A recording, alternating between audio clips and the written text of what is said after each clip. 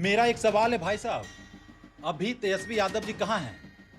आज छात्रों के लिए, छात्राओं के लिए राहुल गांधी, अखिलेश यादव जी और कई सारे विपक्ष के नेता जंतर मंतर पे विरोध प्रदर्शन कर रहे हैं देश के जनता के लिए, छात्रों के हित के लिए।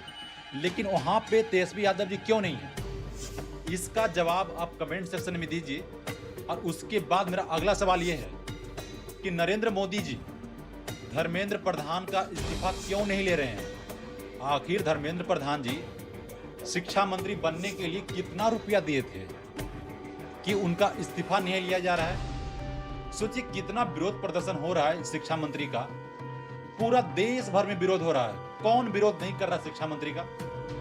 उसके बाद भी सरकार शिक्षा मंत्री का इस्तीफा नहीं लेती है, तो ये दर्शाता है कि जनता त्राहिमाम करे, सामने वाला सरकार को बिल्कुल फर्क नहीं पड़ने वाला। क्या लगा था कि ये जो अनशन है बहुत छोटा मोटा पड़ जाएगा क्या?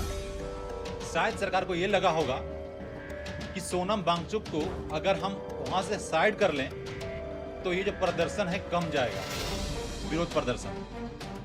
उनको लगा कि मधुमक्खी के छत्ता में जो रानी मधुमक्खी होता है ना, रानी मधुमक्खी को निकाल लीजिएगा तो सारा मधुमक्खी भाग जाता है, उनको ये लगा। लेकिन यहाँ पे जो विरोध प्रदर्शन हुआ है वो भी शिक्षा के लिए, ऐसा पहली बार हुआ देश में कि शिक्षा के लिए विरोध प्रदर्शन हो रहा हो।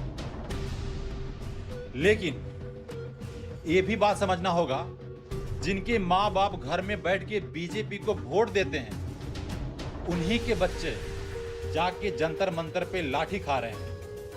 ये सब छोड़िए, गोदी मीडिया का ही बात कर लेते हैं।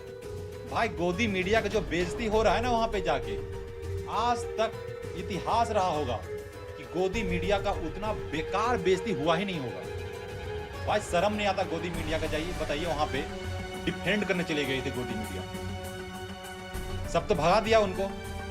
लेकिन अब बात समझना होगा कि भाई अब बात जो है छात्र पे आ गया, छात्राओं पे आ गया है। बताइए एक छात्र एग्जाम की तैयारी करने के लिए कितना फेज से निकलता है?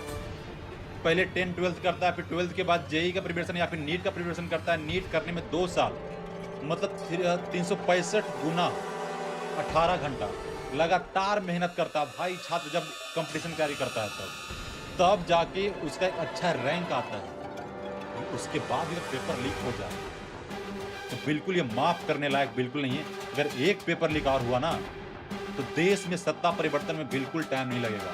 बाकी आप कमेंट सेक्शन में बताइए आप क्या सोचते हैं।